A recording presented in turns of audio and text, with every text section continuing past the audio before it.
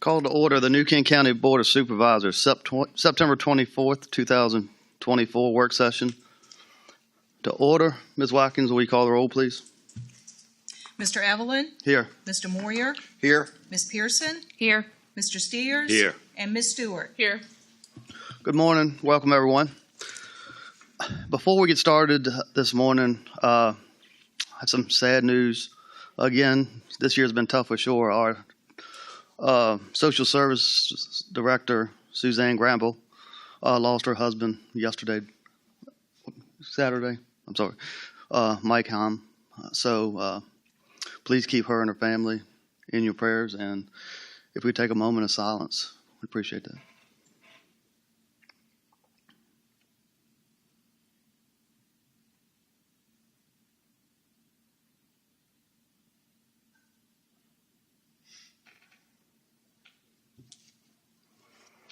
Thank you.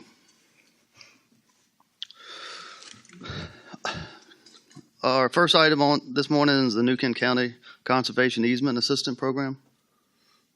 We have the Executive Director of the Historic Land Conservancy, Elizabeth Friel.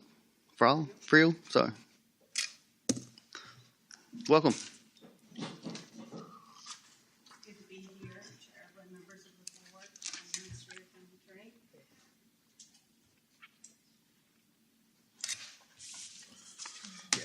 Okay, there we go. Okay, I'm going to leave some packets with you, but they're just sort of supplementary materials. I'm not going to, just going to stick to this presentation, and let me see.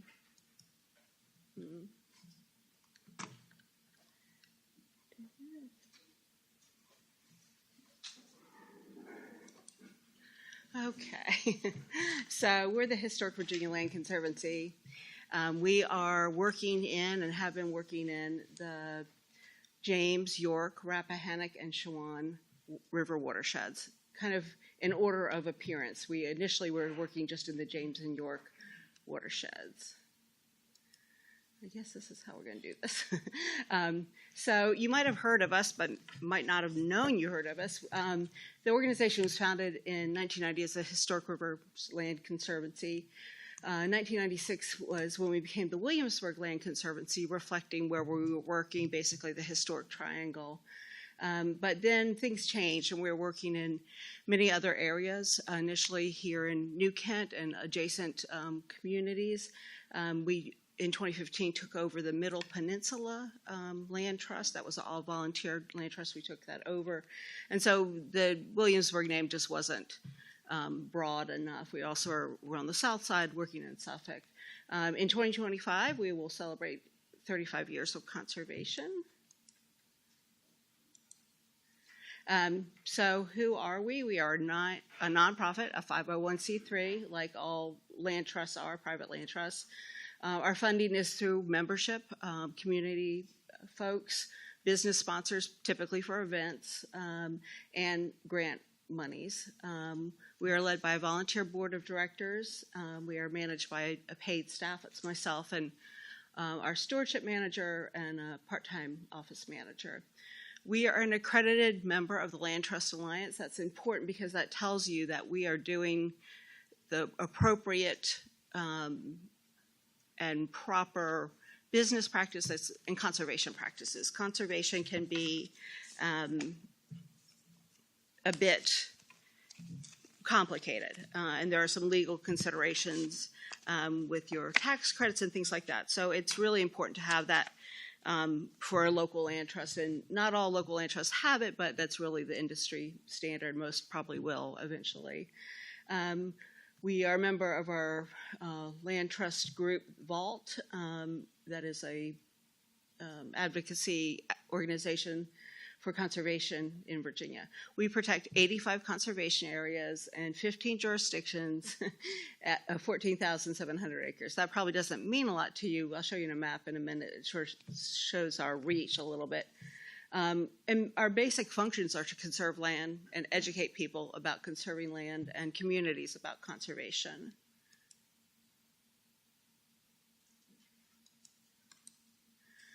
So this multicolor map shows you where we are active. The red lines around New Kent, you are right in the center of it.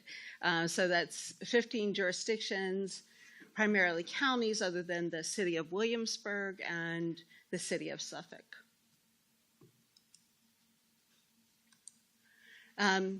So let's talk about New Kent. We've got several easements in New Kent. I'm going to talk about them briefly. This is the Talley Farm. You all probably know these folks. Mr. Talley actually appears in one of our videos that was filmed several years back, talking about his experience with conservation. So we were just out there this spring, and it's always a fun place to visit.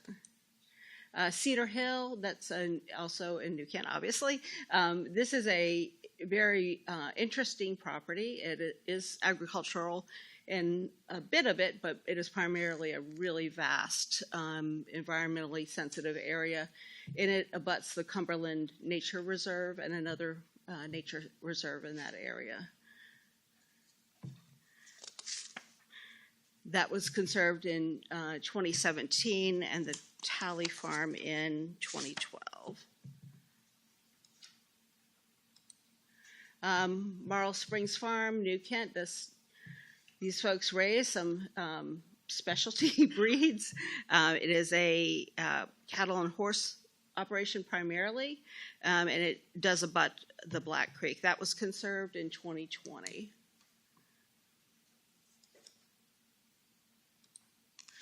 York River Preserve. Now this is our biggest conservation easement in our portfolio. And it's interesting because the smallest one is 1.6 acres. It's a historic site in Williamsburg called Church on the Main, a really critical historic site that we do conserve.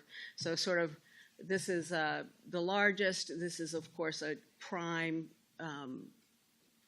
environmentally sensitive area. It is a wildlife management area, but we do conserve the property. So I'll go over these questions as we get them. I hope they're not rudimentary, but just to go over the basics. So why are they interested in protecting their land? It's their choice. It's not something that we can make them do, or the local government or anyone can have them do. But there are folks that are very interested in protecting their land forever. It could be it's a family farm. It could be the area where the family's always hunted. It could be just a farmer concerned with turnover in the way that maybe an area is developing, that areas are sort of changing, and they don't want their farm to be changed. Unlike local government action, land conservation easement is forever. It is in perpetuity. No matter who owns the property, no matter how it might be zoned, it is going to overlay that property. So landowners, as I said, they want to protect their farm, but also their the forestry and economic development potential of the area. Agritourism, like wineries or farmers markets, those happen. The Williamsburg Winery is a conservation easement, and more we're seeing this. Sometimes a large property with an old historic home may be a bed and breakfast or event space. You all, of course, control how events are run, but it could have that flexibility. So one of the key things is that financial benefits are gained. State tax credits. Virginia is somewhat unique. It is a state that has tax credits at the state level, and there are federal tax benefits. So I talked about this a little bit. So the land is held forever. The conservation easement, the primary thing that it does is forego development rights. In an easement document, it's very standard, but also very, very nuanced to talk about the particular property you're working with. So it will be about 40 pages long, but one of the key things it's going to do is say, can you subdivide the property, and can you have a home site, another home site, or another house on the property? Pretty much rule of thumb, the larger the property, the more sort of homes you might put on it, but we're talking 1 per 100 acres. We're not talking a subdivision. The community resources are also protected in perpetuity through stewardship programs, which we're required to do as an organization. The conservation process, I see our land trust and most land trusts as a facilitator. There are certain things that need to be part of the record. We want to ensure that they are understanding how they monetize their gift or donation, although we are not the final say on that, the IRS is. But there are checks and balances in our process, excuse me, to deal with those issues and see if there are any red flags and how appraisal might be written. We are sort of, as a local land trust, a gatekeeper for this land preservation tax credit. That's our Virginia tax credit program. Okay, I'm not going to go into this, but there is a process. There is, someone calls us up, we go out on the property, I go out all the time for every phone call if they're the least bit interested, because that's the best way to have a discussion and to look at the land. If we agree to go forward, there's a submittal of a simple application and a draft deed of easement. We do a preliminary review by our board of directors to say, looks okay, let's go forward. We don't want something coming forward that has got some red flags. Then we have the submittal of the pieces of the application, baseline report, title report, appraisal. There's a couple other things. Those are the big ones. The board review is a final approval, gets recorded here in your courthouse. The owner will sometimes, not always, go on to seek state and federal tax credits.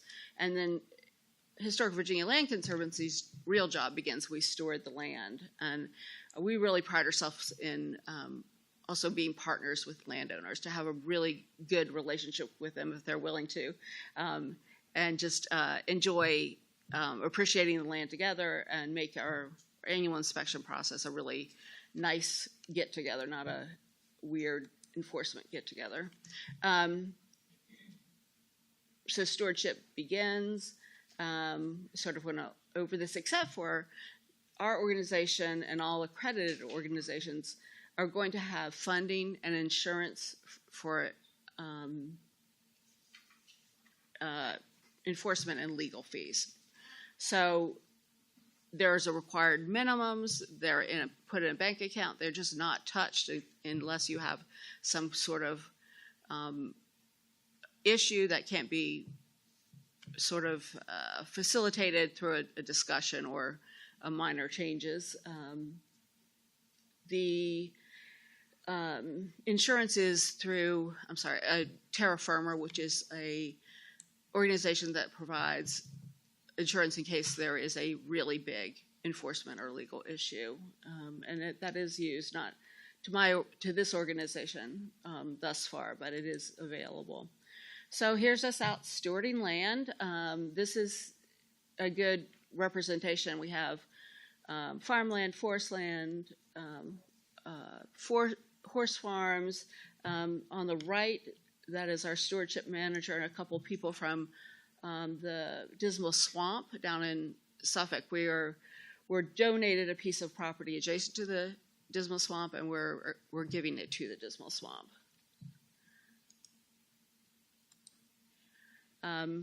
So I want to talk about what's next with our organization. We have grown rapidly. As you saw, that map had a lot of counties on it and a lot of different places. And that's fine. We are able to deal with sort of as needed conservation. People come to us and want to conserve, and we go through the process. But I really had the board of directors take a hard look at what we need to prioritize, because I have a land use planning background, and I was seeing that counties like this one are changing rapidly, but they're still seeking some preservation and conservation that is in the comprehensive plan. It's going to change, but those change points are really prime time for conservation. A decision to conserve land probably happens once in a sort of lifetime, in a generation, in a life cycle of growth for the jurisdiction. So we want to capture that. We want to say, we're out here, we're a choice, we can work with you. So we're looking for, did some research and came up with areas where there are high conservation value property, beautiful environmental areas, working farmland, forestry, all that. The land is designated by you all for rural preservation in some capacity, and there's increasing development pressure. Let's see where I am. And one other thing, I wish I had placed this in my slides. There are a lot of ways to conserve land, and there are some new ways with new funding to have different sorts of partnerships. The New Kent is newly in a REPI area, that's Readiness Environmental Protection Initiative, and that's a Department of Defense designation. And what they do is monetize conservation in a different way, but act as a partner to conserve land. The land will be conserved by the local agency, but they actually buy the conservation value, like at a bargain sale. So it may be more lucrative than other ways of conserving. It's a different choice. I've worked successfully with that program a few times on the Northern Neck, where I was the director. So it's a really great opportunity. I don't think they've even named the position. These are so new. There's also a new Tidewater Centennial landscape. You all are just on the edge of the Tidewater, but you're in the Potomac Centennial landscape. So I think that's an opportunity. Also, there are Farm Bill monies. I've worked with that as well. And there's a new grasslands conservation initiative at the federal level, and New Kent is within that area. I don't know enough about the program, but it will involve funding to, so that's definitely worth checking out. So we do have a special focus on New Kent counties and the nearby growing counties. Upper James City County, Upper York County, the northern realms of those counties is all that's left, truly, in terms of conservation. And there is some sentiment to keep those lands in farm and forestry.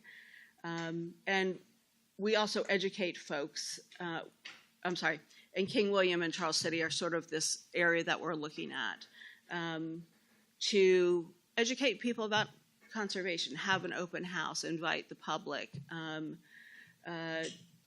just make awareness a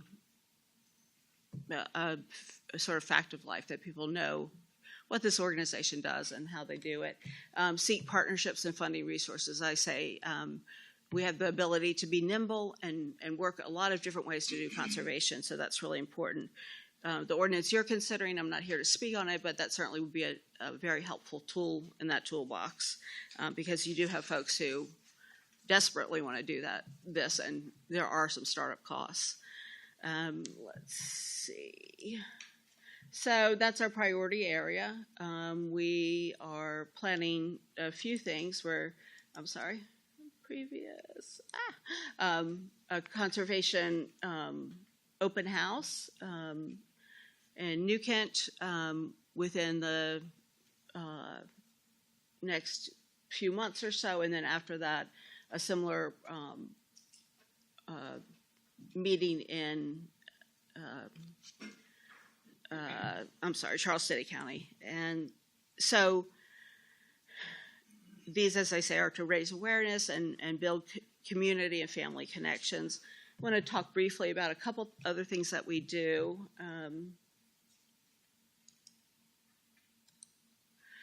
We also reach out through special events. You all will find in your folder, I'm going to leave with you, a flyer for this. This is in just a few weeks. And we do a big fall festival, and it is completely focused on the outdoors and nature, and it really has been successful. It's our 4th annual, and it's really grown. And things like this are very important. People who contribute to and understand conservation are typically older. We really feel the need to involve more families and more younger folks, and this is one of the ways we reach out. And then we're going to be having a first annual conservation oyster roast. This is going to feature people who conserve their land, and they're going to be invited as conservation heroes. This is the Glebe in Charles City County, a very rural landscape. And that's important too, to forge those bonds and let our conservation holders know that they are appreciated. I'll stop there. This is a newer decal that we have, and I think it speaks well to forever conserving community farms, open space, forests, water, history, and nature. Although our name is Historic Virginia Land Conservancy, that's certainly not our main focus. And I will be happy to answer any questions. I wish I'd left a bit more time, but. Thank you. Anybody have any questions? Just have one question. Hello, and thank you for that. Are you familiar with the Ward Burton Foundation? They do a lot with the REPI programs, and that's who I reached out to when I was trying to get smart on this whole topic. In the conservations that you work with, are you finding that a barrier to conserving is the cost of doing it? Well, it's a bit of a, it's an interesting question, because often folks may be able to reimburse themselves for those startup costs by the tax credits. But and not every land might be the most wonderful, valuable piece of farmland, but it may not. Appraisal is going to look at a before value. This is if you didn't build anything, and after value if you built it to the maximum. And the delta is where the state tax credits are. That's where they're formulated from. I don't know. I think that it is sometimes an issue. The typical phone call is somebody who knows a little bit about it and has thought about it for a long time, usually, before calling us. But I do think that it can be a detriment. And I did not work with that foundation, but I had the Nature Conservancy as a partner. And during a REPI process, they actually paid for all the startup costs. So that's a very different sort of thing. Yeah, that's what I was only familiar with REPI before this, so much more complicated. I think we're going to be hearing more about it. Well, thank you. Sure. Anyone else? Do you all hold the Runyon White House easement? No, but that did go into a conservation easement. Your court will see it most likely Friday. Okay. It took a long time to get the grant money. Mr. Steers? Parker yes, Ms. Friel. is with the Capital Region Land Conservancy, also active in New Kent. So. Right. Thank you so much. Sure. If a family decides they want to have their property included in the conservation easement, and then they pass on, and then their children come along and they decide they don't want to be in that conservation easement, are they allowed to pull that out? And if they are, is there a penalty, or how does that work? No. What? I mean, there have been cases litigated, but it's a sort of forever. Once it's put in there, it's there forever. No matter who the property owner is, Okay. It will be there. All right. Not like the AFD. Yeah. Okay. All right. Thank you, ma'am. Sure.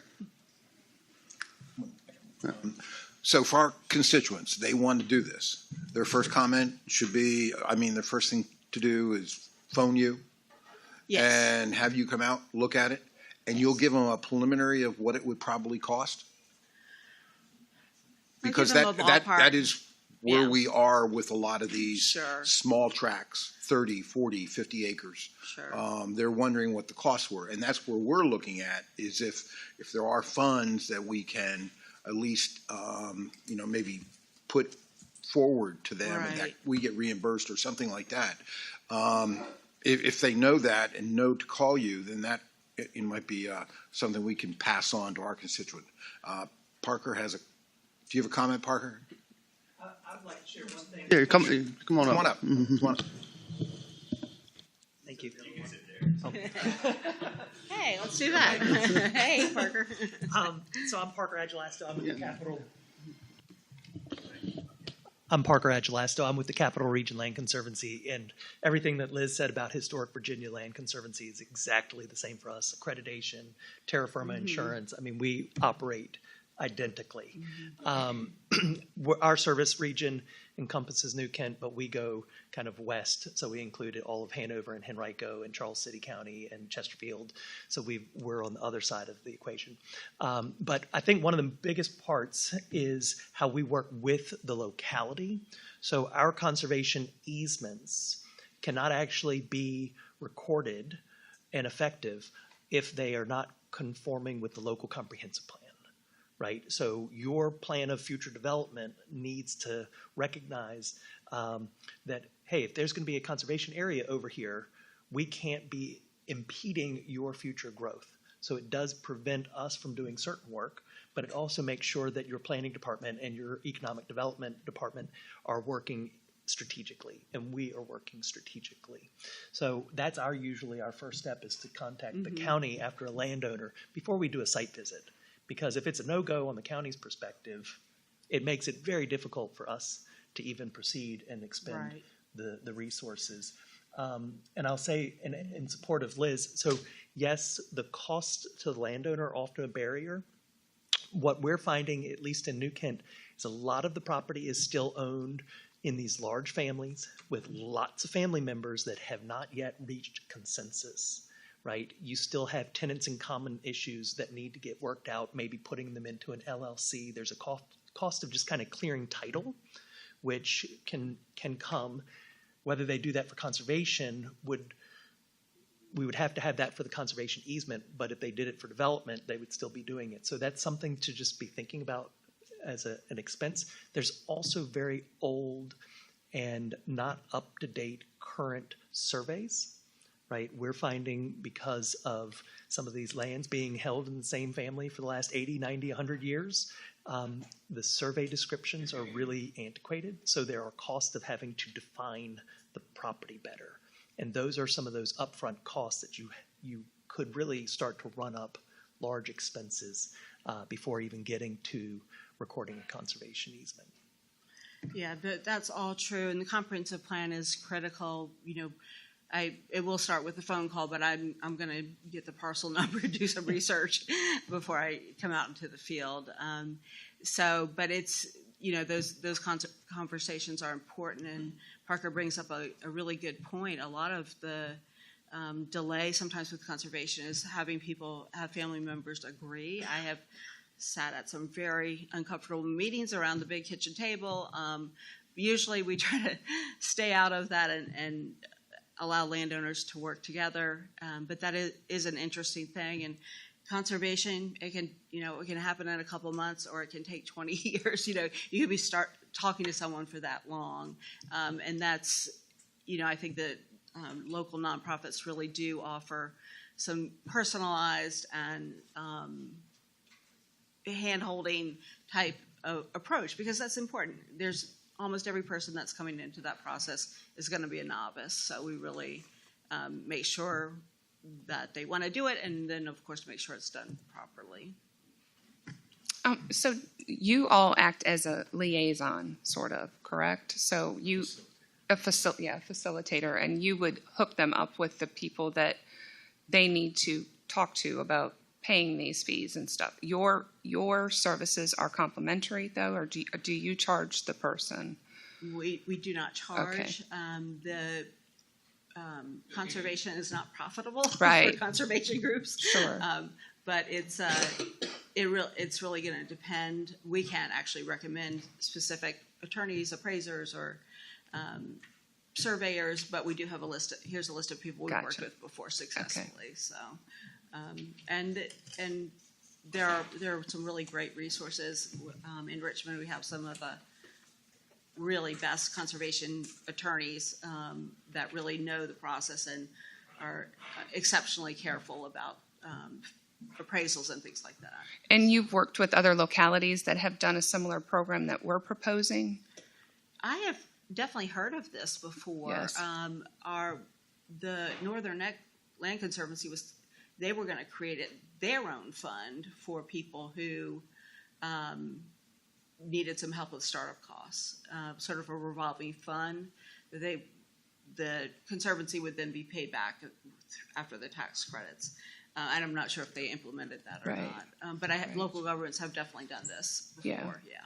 Well, we've had this fund for a while, and I think it's time for us to do something to move this forward. So, Yeah, I mean, as I said, I do think the timing and jurisdictions like yours is really pretty critical, and that this conservation decision, there'll come a point where it's not going to be a decision to conserve.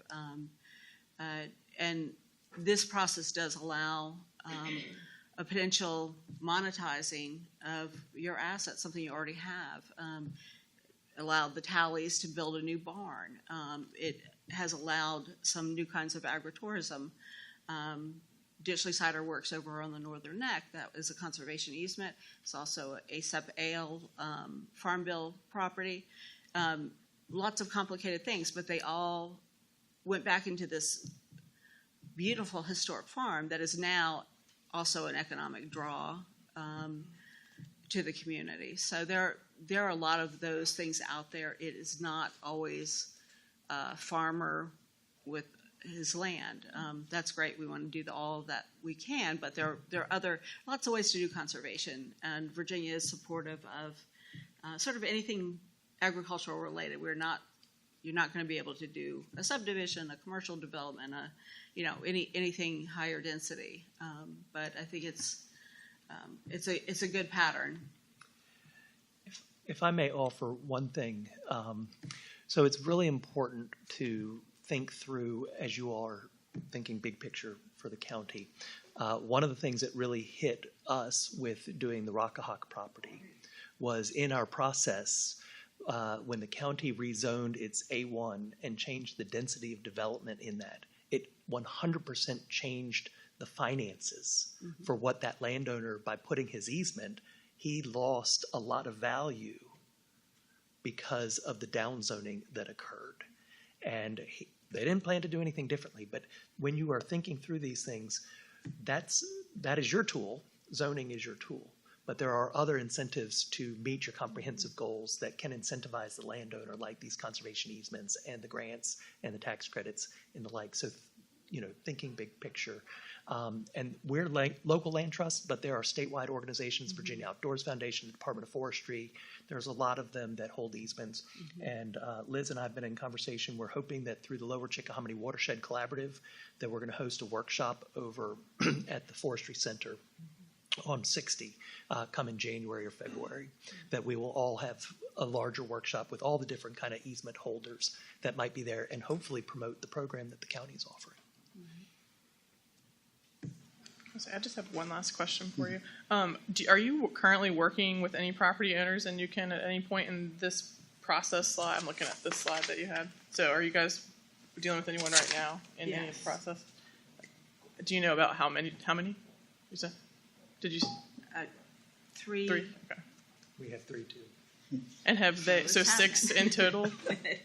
I guess, of course, the process is confidential. So Right. Yeah, I don't want to know who it is or where it is. I'm just curious of the number. And do you think that they could benefit from an incentive like this at the county level? Because obviously they're probably going after this for state and federal incentives as well. Yes. I think 2 of them for us, for sure. I think for your program, there's a couple things that you all haven't spelled out, which I think is fine. Minimum acreage is one way that some other organizations look at it, and also based on need, a financial need. Some landowners, I'm not going to call out names, but there's some very, very wealthy landowners in New Kent County. Do they need the $25,000 incentive to do this? We mentioned that at the last meeting. I think Jordan and I were talking about that, on whether we, put some financial parameters in this to help those that really need the help. There's also, and I'll talk to you all offline because I know you got other work to do, but the Virginia Outdoors Foundation has the Preservation Trust Fund, which also is now where they can enter into an agreement with a locality to fund some of this kind of same work that your program is doing. It's a pass-through, but their requirement is that the easement be held by the locality. And I know that's been kind of the holdup with some of your other things. And so what we have done in the past is we've gone into co-holding agreements. And what that does is it means that the locality can be listed as a holder on the easement, but through the MOU doesn't really have the obligation of doing the stewardship, working with the landowner. They're just there on the deed. And the reason for that is that there's two sections of state code. There's the Conservation Easement Act and the Open Space Act. The Open Space Act authorizes localities to hold easements. The Open Space Act authorizes nonprofits like us to hold easements, and you can bring those two acts together under one easement with that co-hold arrangement. We co-hold maybe 15 or 16 conservation easements with soil and water districts for that precise reason. Well, thank you. Appreciate it. So what are the next steps for us for this? Go ahead. Really, we just need the board to direct staff to move forward with the program. The funding is there. The guidelines of the program is there. I am requesting that the board approve the guidelines, and then we can move forward with the program. Is there a public hearing that is needed, or it's just something that would come before us again and we would officially vote on it? Or That's correct. No public hearing is required. And Mr. Hathaway, I remember last time you said that the proposal that you had given us was modeled off of Loudoun's program, and I saw in Loudoun's that they had the landowner requirement was have an AGI less than 500,000. Is there a reason we don't have that in ours or anything similar to that? As we discussed this morning, we can definitely include some income requirements. The original intent of the program was just to encourage people to participate in the program. So therefore, the income requirements was not included, but we could definitely add that. I think, just my personal opinion on it, when I looked at Loudoun's median income in the last 2 years, it was $167,000, and New Kent's is $115,000. I think we should look at something, an income requirement that would proportional to that. That would be my thought. All right, I think direct staff to move forward. I'd like to get some input from the commissioner with how the AFD and conservation, how that could affect, that program as well. All right, our next item is Curtis Contracting Zoning Exemption Request. Mr. Hathaway.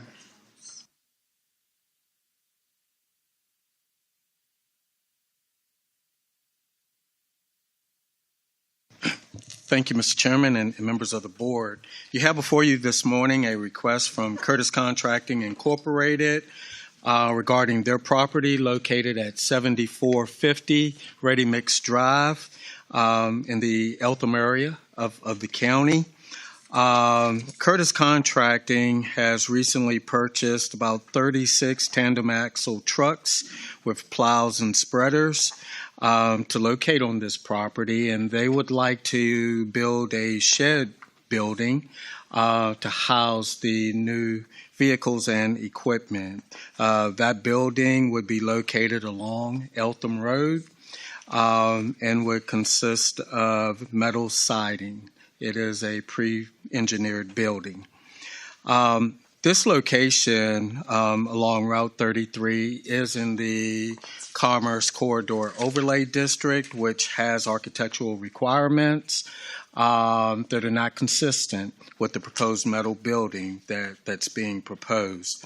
Therefore, Curtis Contracting is requesting an exception to Section 98-1069 of the county code, which lists the materials that are acceptable.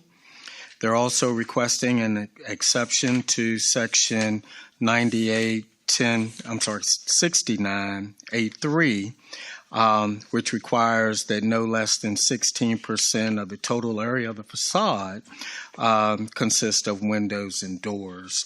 The proposed plan will not comply with those two sections. Section 98-1071 of the New Kent County Code provides a process in which the landowner can request an exception to the Board of Supervisors pending a recommendation from the Planning Commission. This section lists 6 criteria that must be complied with in order for the board to grant such an exception. And I have some photos here that I'll go over briefly. This is a location of the site. This is the property that's owned by Curtis Contracting Incorporated. This is not their main construction property. This is their truck rehab, truck maintenance facility. Truck shop, yes. The property is zoned industrial, surrounded by industrial property, and you have economic opportunity across the street. This is the proposed layout of where the new building would be located. There's also been a fence that's been extended. That extension has already taken place along Ready Mix Drive, but this is the location of the building. I'd like to point out, too, that there is an existing vegetation buffer. There's a row of trees that don't fully extend the building. It stops, if you can see the cursor, it stops about right here on the property. And one of the conditions that staff is recommending that this tree buffer be extended for the length of the building to buffer the building. This is a rendering of the building. This is from the manufacturer's website. This same building is being proposed. This is an example of their contracting property, which is very close to the site that's being proposed, where you have a similar metal building already located along Eltham Road. This is a view directly across the street of where the new building will go.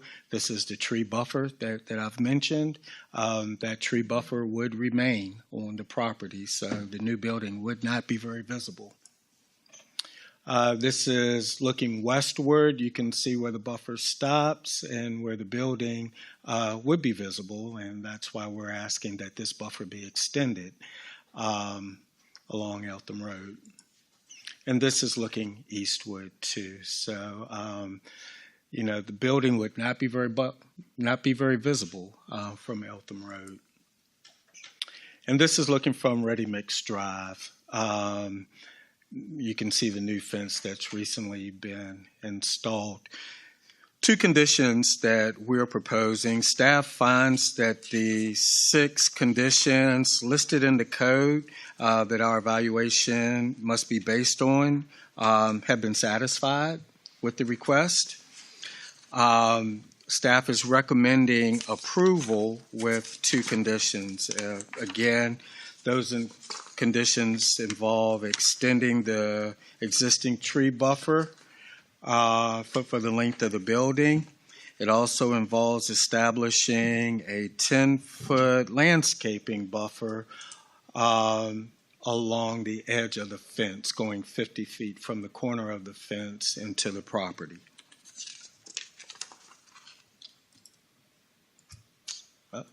That concludes the presentation. You do have a resolution before you that would approve the exception request with the 2 conditions that have been stated. I'll be happy to answer any questions. Thank you, Mr. Hathaway. Any board members have anything? Comments? I would just make a comment that the existing building that's there has less vegetation than this building would have. And if we ask them to extend it down, it should cover it a lot better than the other building. Also, did not mention too, this property has a conditional use permit. One of those conditions is to have that tree buffer. So really they have to. We're just emphasizing the fact that they already have to do this per that conditional use permit. Also like to emphasize the fact that there is nothing in our ordinance that wouldn't allow them to just park the vehicles and equipment along the road without any building or any additional screening. So I feel that this will at least screen the equipment that will be parked along the roadway. Yeah, I was going to make that point. But anyway, I mean, Curtis Contracting, I feel like they keep their landscaping, they keep everything looking nice down there on 33. So I feel like they do a good job. And being in the industrial zoning, I feel a little bit more comfortable with this variance. If it was an economic opportunity or business or something, I'd have a little bit more issues with it. But anyone else have any comments? I'll entertain a motion. Mr. Chair, I move to adopt Resolution R-26-24 to approve a request from Curtis Contracting Incorporated for an exception to architectural requirements contained in Article 28 of the New Kent County Code. Do we need to name the exemptions in it? Or That's what I was going to ask. Yeah, please do. Can you do that, Ms. Stewart, please? The exemption. Page 19. So you want me to read the following conditions, that part? Yes. Okay. Do you just want me to start over? No. Okay. The following conditions. The existing vegetative buffer along Eltham Road be extended along the frontage of the entire property to effectively screen the entire length of the new building from the State Route 33 Eltham Road. And second, a landscaping buffer at least 10 feet in width and 50 feet in length be installed along Ready Mix Drive, beginning at the corner of the fence located at the intersection of Eltham Road and Ready Mix Drive. The purpose of the landscaping buffer is to screen the side view of the new building from State Route 33 Eltham Road. Thank you, Ms. Stewart. Any other comments? Ms. Watkins, poll the members, please. Mr. Moyer, Aye. Ms. Pearson, Aye. Mr. Steers, Aye. Ms. Stewart, Aye. and Mr. Evelyn. Aye. Motion passed. Next, we have a presentation from New Kent County Public Schools on proposed improvements to the Ed Allen Jr. Athletic Complex. Dr. Nichols? Mr. Hockman? Good morning. This is the first time I've done it from this table. As I start year 6, oh, that was fast. I thought I'd have to delay a little bit. And operations guy is smooth. You see that? A little quicker than your convocation. Yes, sir. Yes, sir. That's good. As I start year 6, very proud of the partnership between schools and county. I want to thank Mr. Hathaway. It's incredible to work with him on a daily basis. And although a lot has changed in my 6 years here, one thing's stayed true is we continue to partner and make big things happen for our community. With that, we want to share with you kind of a continuation of a project we've been working on. It's been in our CIP under design for quite a few years, and then this past year we moved it forward as a project. Now, we did move it forward as a project with our former board, who approved it in October. So we have a new board as of January 1. So we did bring this to our current board.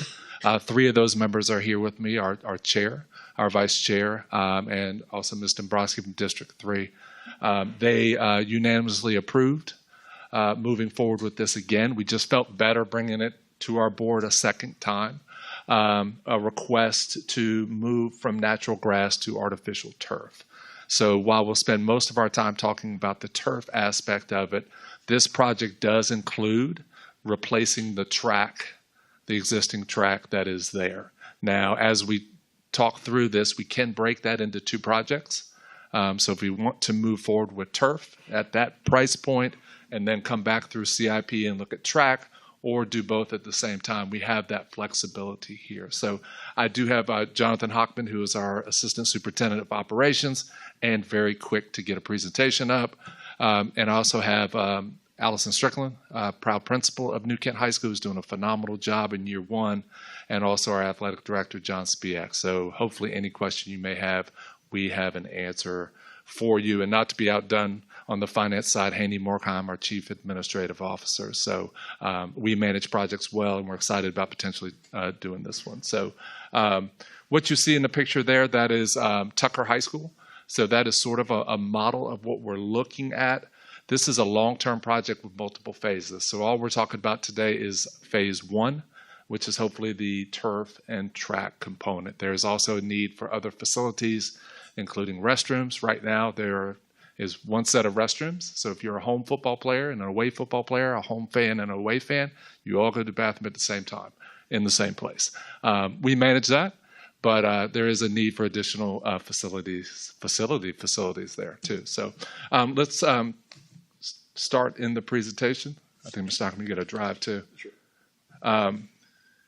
You want to talk about the challenges? Sure. Obviously, as you all know, with a natural grass field, there are some challenges beyond the daily mowing, watering, fertilizing, and lining. A lot of that comes under Mr. Spiak, our athletic director, who handles most of that. It is obviously prone to wear and tear, depending on the sport that's being played. That can take place in different parts of the field. Football, middle of the field, other sports spread out depending on where the action typically is. Look at the weather outside. It's difficult to maintain the field when we have the type of weather that we are having. And if that is over multiple days, it is even a bigger issue for us, which can result in cancellations. Even when the weather outside looks good currently, we at times do have to cancel games because of the day before or several days before weather. And another challenge just related to that is we put an enormous strain on Parks and Rec, specifically Jason Baldwin. They've made some miracles happen so that we could play some games this year. We had to move our initial scrimmage. So anytime we move, it's a loss of revenue, a loss of revenue at the gate, and a loss of concessions. And if you've been to our concession stand, we have amazing food and we make a lot of money there. So anytime we have to move, we're losing revenue. We've already had to do that, and we're looking at this week and some of the drainage issues we have there. So stay tuned on that. Yeah. And we have a lot of people that call that field home right here. And we will be adding, if you look at 11 and 12, lacrosse is coming in the near future. That would put all of these teams playing their games there on that one field, which is a lot of games to be played on one grass field. And we allow it, and we're very happy about that. Our PE classes take advantage and use that field when it is in a shape to use it. Dr. Nicholas has stated, Jason Baldwin provides a lot of support out there, and at times we cannot have the school classes out there because of work that is going on to maintain that field. Right now we have 10 teams playing on that field each year. Right in the fall we have 6, and in the spring we have 4. Middle school soccer is coming our way. That's going to be 2 more teams coming on that field. And lacrosse would be an additional 4 teams, JV, varsity, male, female. So within the next 5 years, you're talking another 6 teams on that same surface. There are some cost benefits to going to artificial turf. Obviously, it reduced the mowing, the watering, the fertilizing, and the lining. The lifespan on turf is really going longer these days. The modernization of turf, it's allowing it to last 12 plus years. That wasn't the case 10 years ago. Fewer cancellations due to the weather, as Dr. Nichols pointed out. And sometimes when we cancel, we have to move a game to another field, and we don't have the ability to make the money that we would from concession and from ticket sales. And increased availability for other events. When you have a nice turf facility, people want to come there and hold different types of events. It provides an opportunity to make some money that you typically would not. Another benefit sort of related to that piece is right now we're ineligible to host Jubilee, the regional state events in New Kent, which is a prime place to host it because our soccer and field hockey is not a regulation field. It's not wide enough. We play on the football length field. We would look to address this in this project, which could allow for more opportunities for different teams and different avenues. I'm tired of going to Stafford when we have baseball, softball, and all the other teams. They could come here and bring that revenue to New Kent. Sure. There were some other benefits of having artificial turf, maximizing the use throughout the year, safety and performance. As you will look out at the field as we move through the season, there will be areas that get a lot of wear and tear. That creates an uneven playing surface and can really become an issue for consistency of play and potentially for injury. Environmental impact, obviously, we're not using its chemicals and things like that on the field if we would move to an artificial turf field. And we've already discussed a little bit the increased number of events and the rentals that we could potentially pick up by having a turf field. Currently in the Bay Rivers District, which is the district we play in, there are 10 teams. Of those 10 teams, right now, 8 of the 10 play on an artificial turf field. It's something that's going on throughout our district. Our schools play on those, and what we have seen is that they have more opportunities to get games in when they have conditions like they do today, and that is one of the real main reasons that we're looking for this opportunity. Currently, it's us and Smithfield that do not play on an artificial turf field. So our timeline at this point, last Monday, we presented to our school board for approval, which they did approve. And on number 2, we're here with you today looking for approval and for our request for our funding. From there, if we do get that approval and the funding, we would move on to a selection of a contractor. And essentially from start to finish, it's about a 6-month project. 3 months or so of planning, then about 3 months of construction. So that would be the timeline we'd be looking at.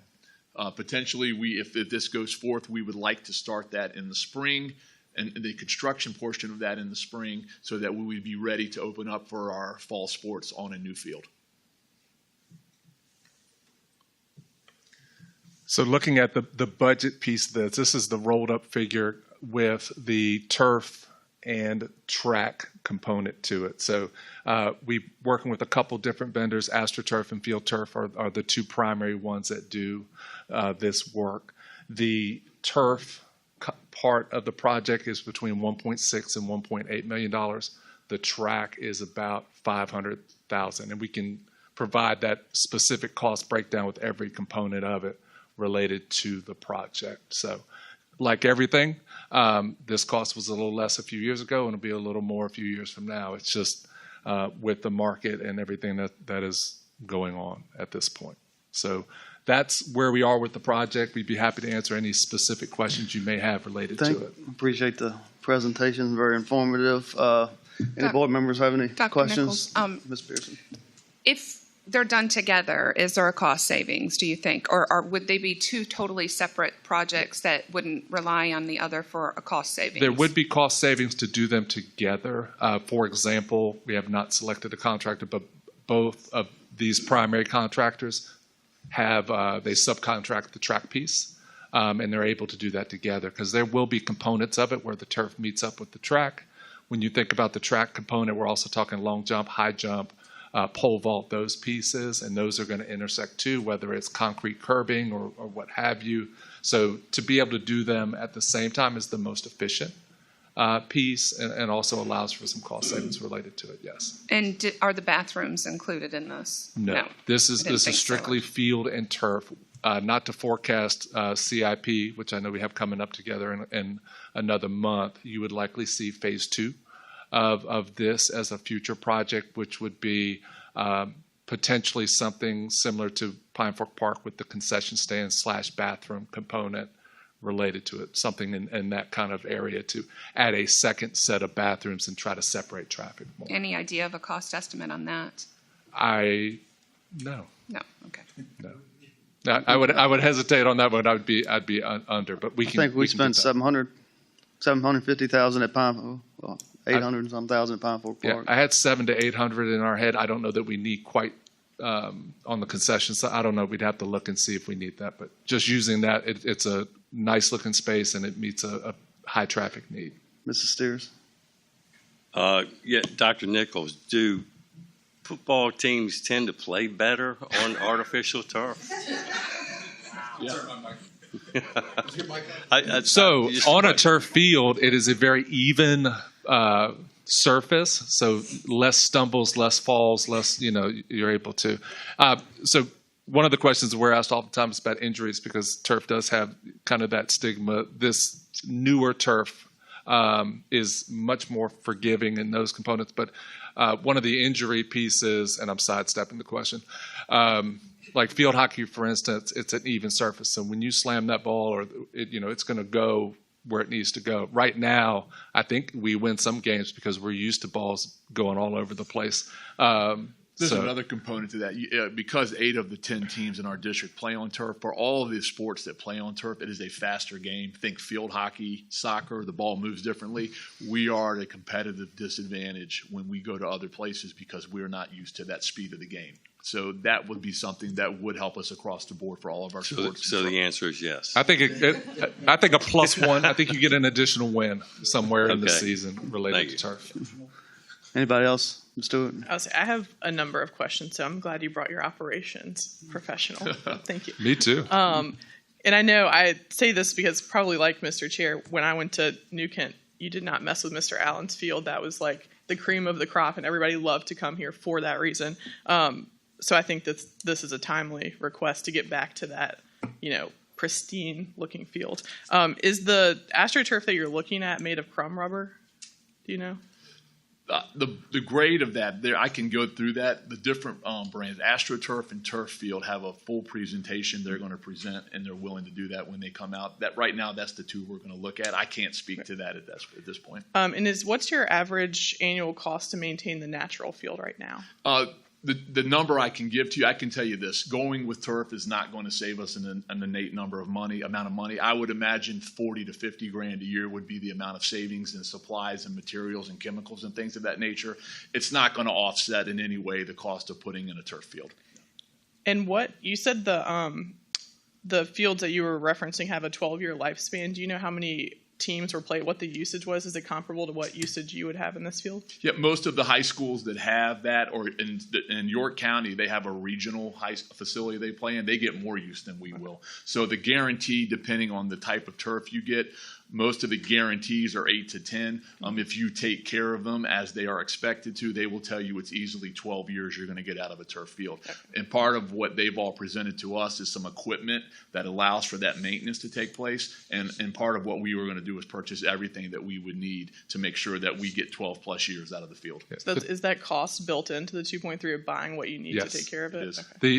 It's interesting technology. I equate it to my car. Like when I get in my car right now, it tells me I need an oil change. The technology that comes with this that you put on the light posts tell you what needs to be maintained, where it needs to be maintained, and what happens. So similar to that dashboard you have in your car, we'll have that there and be able to do that maintenance piece.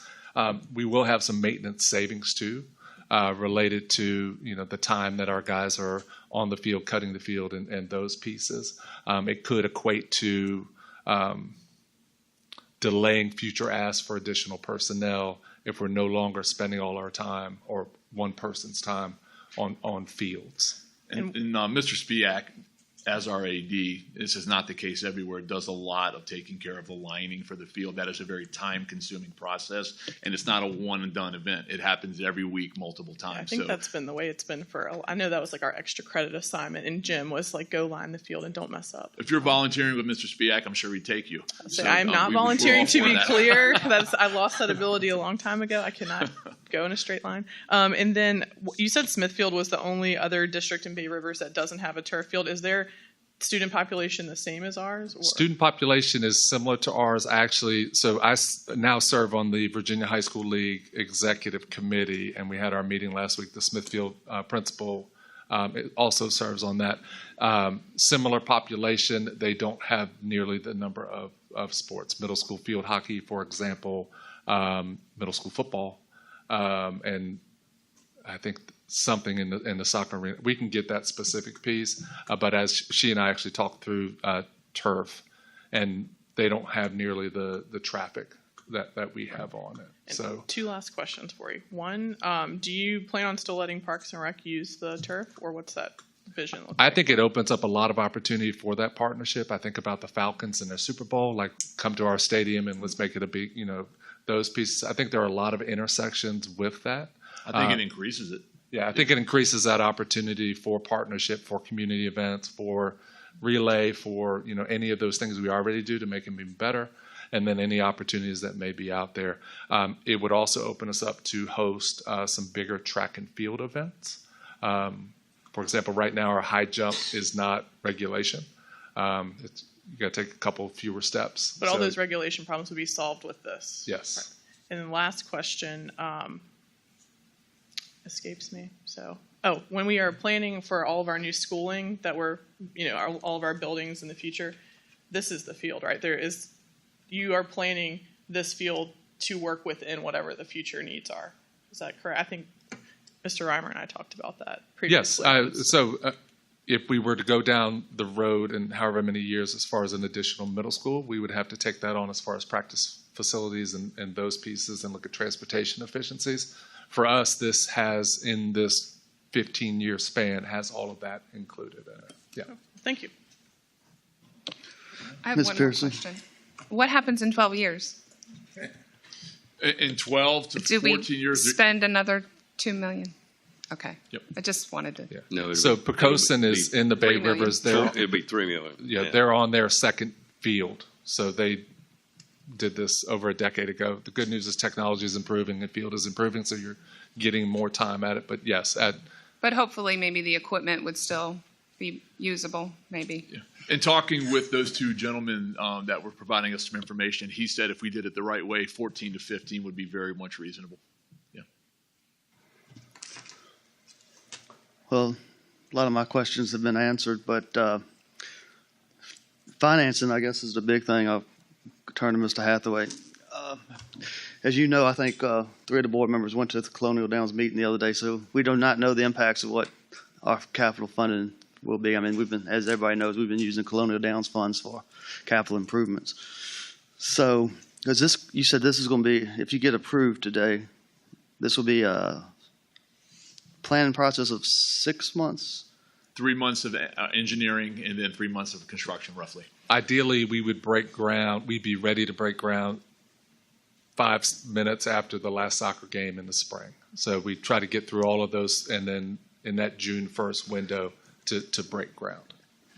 And could we, I guess doing this, I know you have to know something pretty quick if you're going to do both projects at one time, but could you bring back something letting us know what the breakdown of the effects of, the field versus the track, what Yeah, the implications would be? Yeah, And we can if get the board requests that, if that's request, I can share that with Mr. Hathaway as far as a price breakdown with the vendor we have for. What you probably let us know what the impacts would be. Yeah. If doing one versus both of them, but then I go to Ms. This needs a public hearing probably, right? Because it's over Yeah. 1%. So you have time to get those kind of numbers together. I wouldn't mind seeing a number on the bathrooms and concession stand too. Okay. And just to, Yeah. so we know what all phases would be. Sure. But we have to have a public hearing, so, Yeah. we can't make a decision today.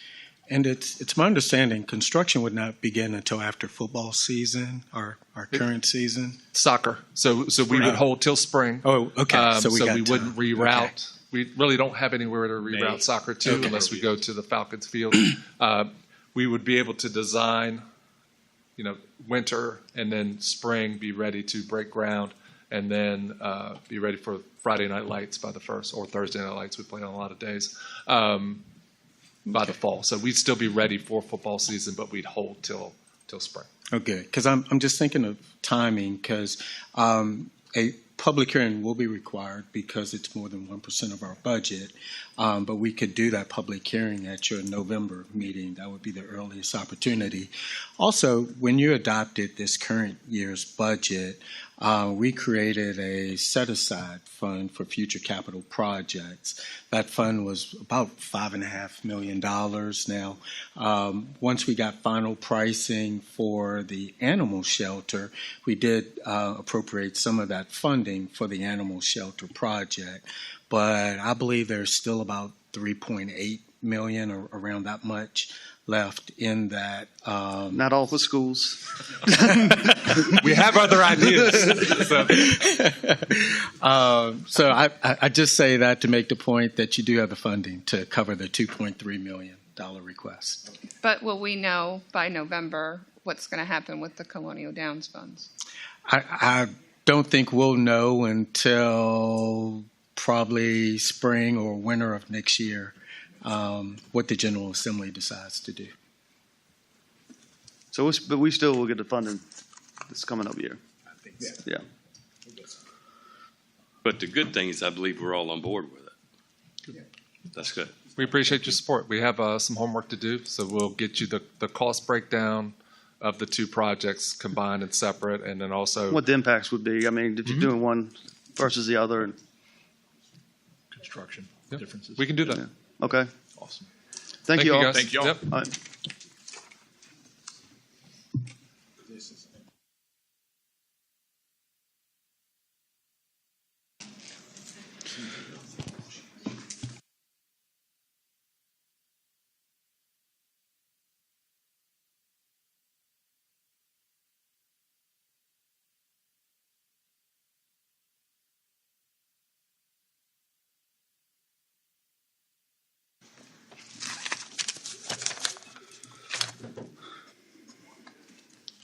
Next item, airport easement purchase agreement.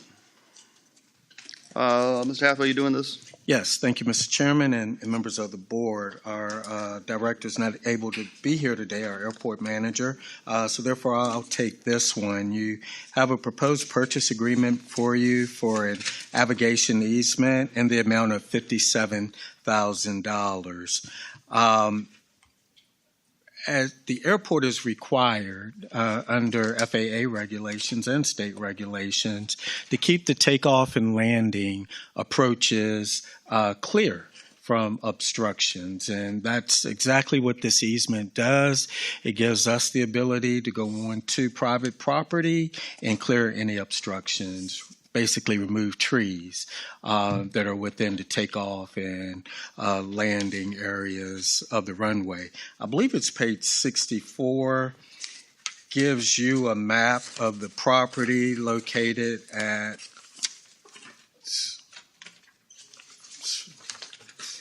it's on Roxbury Road.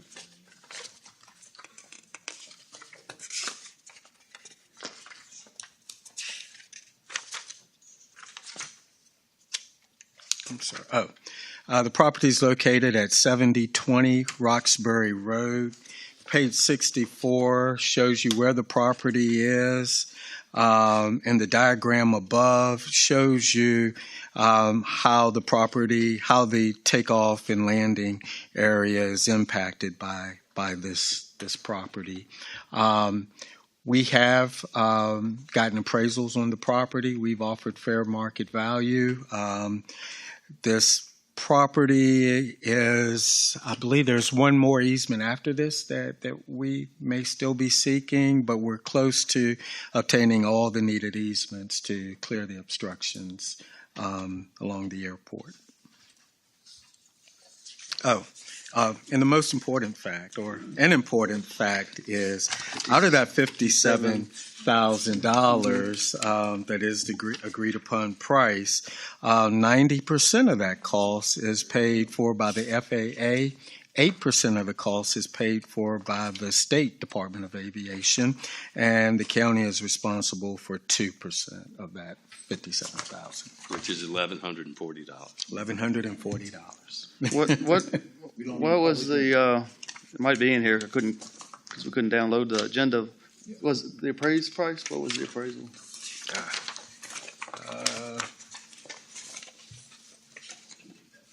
Okay, Josh But is looking that up. That's okay. I mean, If I'm correct on this, if we don't do stuff like this, all the FAA projects we have to pay back money. Well, If we don't have the correct easements,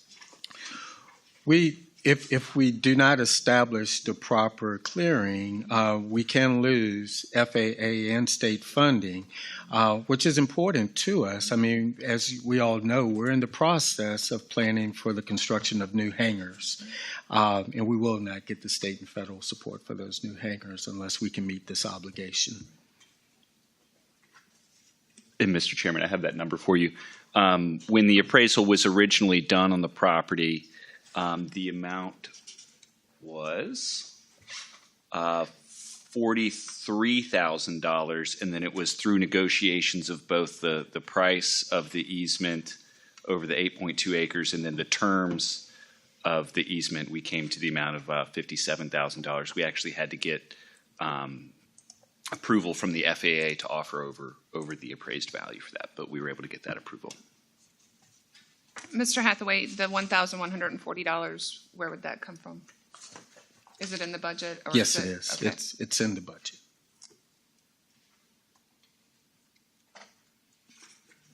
And piggybacking off of that, Mr. Chairman and board members, the reason why this is before the board today is because it's over the $50,000 watermark that requires board approval. Because it was already in the budget, all of that money is already funded.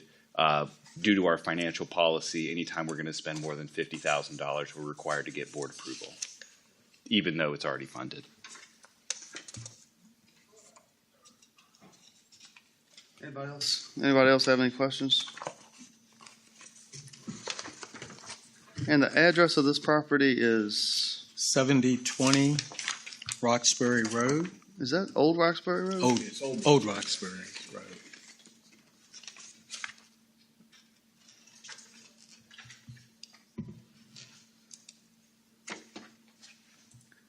If there's no other comments, I'll entertain a motion.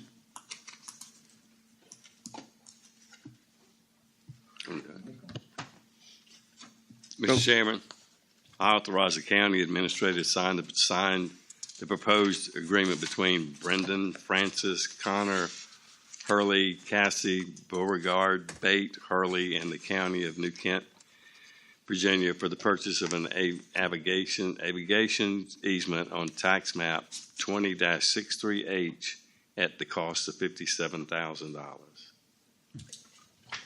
It's supposed to be avigation.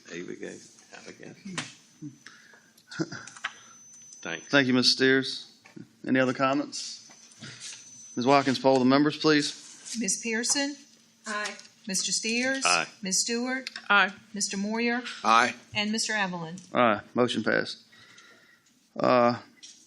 Next is design of New Kent County City Center roadway improvements, committing funds as a surety. Resolution R-24-24. Ms. Inman? Thank you, Mr. Chairman, members of the board. I'm very pleased to bring to you this resolution of support. As you recall, I believe it was back in July, you all passed a resolution of support for our Economic Development Access Grant to extend the roadway at the New Kent City Center. And the Commonwealth Transportation Board approved that for $800,000. And as part of that grant, we are required to post a surety bond or a surety. And VDOT will allow us to go ahead and just post the surety through this resolution committing the $800,000. And we do expect that we'll use the CBTA local funding that we have available as that surety. Thank you. I know this is extremely needed. Anybody have any questions or comments? Ms. Inman, this can't go forward. The project can't go forward without this, correct? Correct. This is a condition of the grant. Yeah. Right. Mr. Chair, I move to adopt resolution R-24-24 to commit funds as surety in accordance with the Economic Development Access Grant Program for the design of New Kent City Center roadway improvements. Thank you, Ms. Pearson. And any other comments? Ms. Watkins, poll the members. Mr. Steers? Aye. Ms. Stewart? Aye. Mr. Moyer? Aye. Ms. Pearson? Aye. And Mr. Evelyn? Aye. Thank you. All right. Our last item, New Kent County Housing Advisory Committee Charter Amendment, Resolution R-25-24. Mr. Hathaway. Thank you, Mr. Chairman, members of the board. You have before you, again, Resolution R-25-24. This is to amend the Housing Advisory Committee Charter. Due to our reorganization with county staff, we have some displacement on our Housing Advisory Board. The original charter stated that the planning director was to be a member of the Housing Advisory Committee. Since we've reorganized here with county staff, Ms. Inman, who was our former planning director, is now not on our board, and she's now not on our committee. And she is an essential member to the committee, a very active member. In fact, she is working directly with Plan RVA to do a market study, a housing study with Plan RVA, and they've gotten grant funding to cover that, seeking grant funding to cover that. So we would really love to have Ms. Inman continue to participate on this board. Therefore, one of the proposed changes is to add a position for the Transportation Development Department. We're also asking for a position to be added for, to be filled by a representative from a local nonprofit organization with a related focus on housing.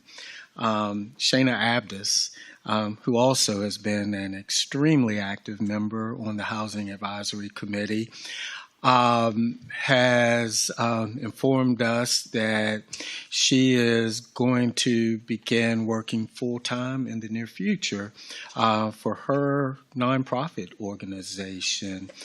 She's currently a member of Social Services.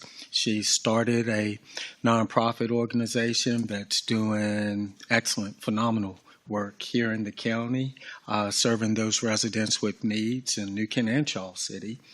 And she would like to continue to be a member of this committee too. So this change would allow that to happen.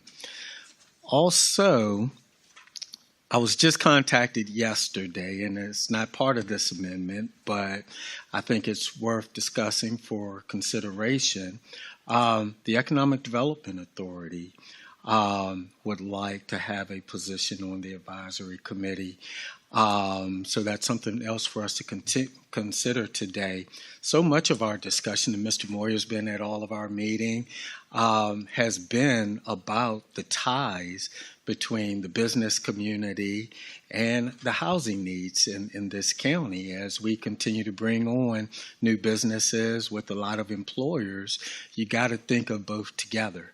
And we've had some good discussions regarding that. So I would ask that you also consider adding a position for the Economic Development Authority. Mr. Hathaway, do we had one person resign, correct? Yes. That's Mr. Peterson. But no. No. Mr. Evelyn still needs to fill that. Right. So I was, instead of making it, I know sometimes you get committees too big. I mean, it's up to the board, but I can make an appointment from somebody from the EDA, or the.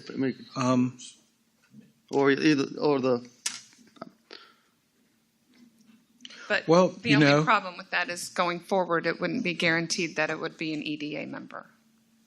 If we did it that way instead of changing this. Well, you can still put an EDA in the motion. Sure. Mm-hmm. That, the way the charter is currently written, each member is to make 2 appointments, but those appointees do not have to reside in your district. So yes, you could do that. Yeah. Or I could appoint the other lady, but it's up to the board. Go ahead. But I mean, then how many would that totally be on the committee? I think with the 2 additions, 18 would be like 19. It's a huge committee. I definitely understand where Mr. Evelyn's coming from, for sure. But 19. It's not going to guarantee, if it's written that way, it's not going to guarantee that somebody from the EDA board would be on there. But, if we are going to appoint somebody from the EDA board, we don't necessarily need to do that portion today, I guess is what I'm saying. We could just do it the way that you have it written, and just an understanding that somebody from the EDA board is probably going to be appointed. A little background on the Housing Advisory Committee, how it's set up. Basically, Okay. Basically, we meet once a month on the first Wednesday of the month. But at the same time during that month, there are 3 subcommittees that are meeting at one time each month. One is new construction, one is existing housing situation, and the third committee is research. we ask that group to look at things and tell us about different things going on. And so when we have that one committee meeting, it is usually those three subcommittee chairmen discuss something. There is more than likely a speaker, and then there is the chance for everybody to have a comment. But so it's not like not everybody is involved in the conversation at the same time. So it's not I've seen the steering committees for the strategic and for the comprehensive plan get a little sometimes out of hand because of so many people have opinions, and which is good. But in this, a lot of our opinions are focused in the subcommittee meetings that we have. And that's where I think a lot of the work is being done, and then it's basically shown at the Housing Advisory Committee meeting once a month. So that my input. Ms. Stewart, you have something? Did they, and this is a question I think for our county attorney, do they require a quorum to operate or make any decisions or anything? Yes, so there is information about a quorum. I believe it is a majority. It says actually on the second page, third page of this resolution, that would be page 74 of your packet. Quorum is a majority of members of the committee, and then all voting decisions have to be made by a majority of members present and voting. Up till now, I attend the Housing Advisory Committee meetings. The only decisions that they've made thus far are to fill the subcommittees. I don't want to speak for the Housing Advisory Committee, but if they were ever going to take action as a committee on what sort of recommendation they wanted to give the Board of Supervisors, they would of course need to take a vote on that action with a quorum. And those meetings are open to the public, correct? And do they include public comment? They are open to the public, and while under law they are not required to have a public comment or citizen comment period, the chairman, Mr. Shine, has opened it up every meeting for public comment. He's put a little clipboard with people to speak, and in fact we have often had citizens show up and speak. So effectively anyone could come and say anything they wanted to without us doing any of these actions, correct? That's correct. They just would have to only say what they were going to say during that time. So when the citizen comment period occurs, anybody can come in and speak. But for the rest of the meeting, it's typically limited to committee members. Thank you. And I have to say, I've been at two of the meetings, I think. And it's getting really crowded at the visitor center. We may need to move those meetings. Membership, it says each district supervisor may appoint to. It doesn't say you have to appoint to. So, I mean, we can add I think we could, if that's what the board wants to do, add the economic EDA language in here, and I'll just appoint one of the representatives that y'all said today to keep the numbers down, if the board's okay with it. Because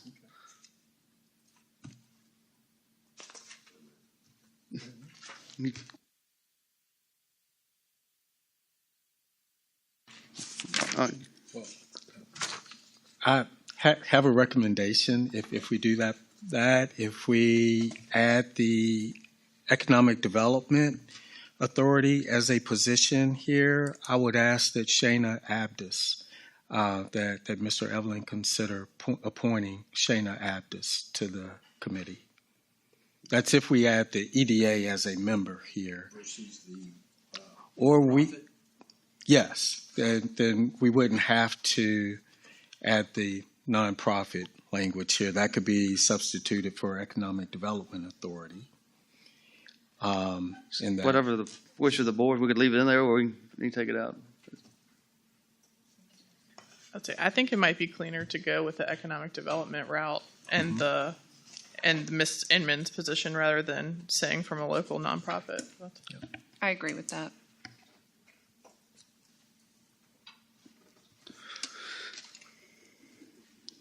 So just so I'm clear, if we have a motion under this theory, we would be to approve the resolution with the one change that we would remove the representative from a local nonprofit and add a member of the Economic Development Authority. Yes.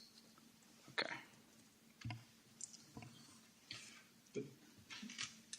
How would that be Shana then? I'm going to point Mr. her. Evelyn You're gonna has appoint her her? opening to. Very good. Thank you. Very good. That's good. Oh, I don't. She I don't know. lives in District 4, actually. She's a Brookshire resident. Oakland. Do you want a motion? Yes. Okay. Mr. Chairman, I would like to move to adopt Resolution R-25-24 to amend the New Kent County Housing Advisory Committee Charter by adding one representative from the Transportation Development Department and one representative from the Economic Development Authority. Thank you, Mr. Moyer. All right, Ms. Watkins, poll the members, please. Ms. Stewart? Aye. Mr. Moyer? Aye. Ms. Pearson? Aye. Mr. Steers? And Mr. Evelyn? Aye.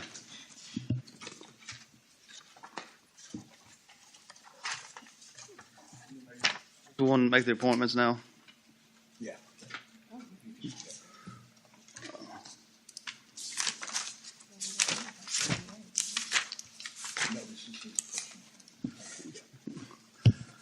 I move to appoint Shana Ebbs to the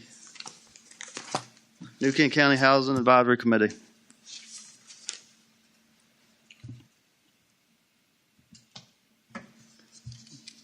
Anybody want? With a term. No terms? We have two other appointments, right? Oh, yeah, two. Oh, she's already on it. Yeah. And do we have EDA? Matt Starr. Yeah. That'd be it. Matt, we need to appoint him. Whose district is he? No, he's in the EDA. Remember, we did Economic Development Authority. Okay, so they have to put somebody else. So the EDA would choose their Okay. representative. And then they would come to us. All right. Okay. And I'd like to move to appoint Miss Amy Inman as a transportation department. Well, she's on there, so she doesn't have to be appointed, right? Is that correct? Well, You know, it says one representative from the Transportation Development Department and one representative from the Economic Development Authority. I think that department and that authority should be responsible for selecting their representative. I'm not sure that you need to do an additional appointment. It's easy for Transportation Development Department because that's one person in that department. So Okay, so the motion is just Shana. yes. That's yours. In my motion. All right. Any discussion? Ms. Watkins, poll the members, please. Mr. Moyer? Aye. Ms. Pearson? Aye. Mr. Steers? Aye. Ms. Stewart? Aye. And Mr. Evelyn? Aye. Sorry, it's been a little, going back to paper, it's a little different. They got started. All right. Is any other business we need to discuss? I know we need to go. Mr. Moore, you have a motion for closed session? Yes, Chairman. I move to go to closed session pursuant to Virginia Code Section 2.2-3711A3 for discussion of the acquisition of real property for a public purpose where discussion in an open meeting would adversely affect the bargaining position or negotiating strategy of the public body and pursuant to Virginia Code Section 2.2-3711A8 for consultation with legal counsel regarding specific legal matters requiring the legal advice by such counsel. Specifically, discussion of acquisition of real property for the Route 249 water line expansion project and the acquisition of real property for the construction of a surface water intake. Thank you, Mr. Moyer. Ms. Watkins, poll the members, please. Ms. Pearson? Aye. Mr. Steers? Aye. Ms. Stewart? Aye. Mr. Moyer? Aye. And Mr. Evelyn? Aye. And there'll be no business after could be? No. There'll be no action after we come out of closed session.